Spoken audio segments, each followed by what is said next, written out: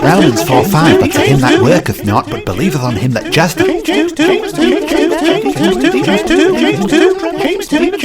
Galatians 2:16, knowing that a man is not justified by the works of the law.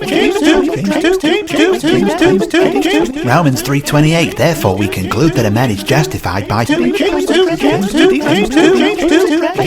Romans 5:19, for as by one man's obedience many were made sinners. Titus 3:5, not by works of righteousness which we have done, but according. Romans 11:6, and if by grace, then it is no more of works.